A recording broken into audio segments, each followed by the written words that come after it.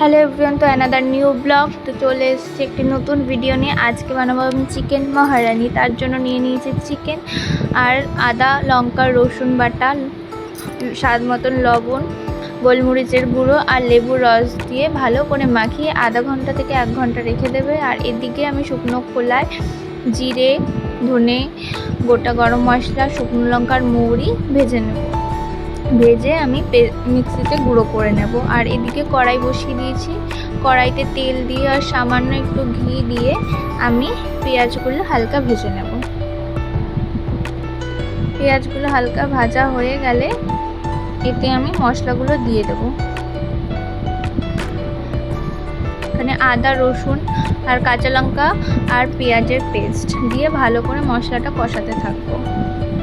আর এদিকে আমি কাজু বাদাম, আমন্ডস বাদাম আর কাঁচা দুধ দিয়ে আমি এটা পেস্ট করে নেব। আর এদিকে আমি মাংসগুলো দিয়ে দেব কড়াইতে, যেটা ম্যারিনেট করে রেখেছিলাম, দিয়ে ভালো করে কষাতে থাকবো। এদিকে বাটিতে আমি একটু টক দই নিয়ে নেব। টক দই নিয়ে ভালো করে ফাটিয়ে নেব।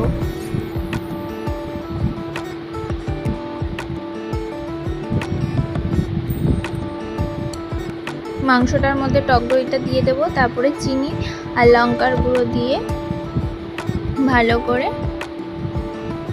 কষাতে থাকবো। আর তারপরে যে ভাজা মশলাটা করেছিলাম সেই ভাজা মশলাটা দিয়ে দেবো। আর এই মাংসে কোনো হলুদ আমি ব্যবহার করছি না।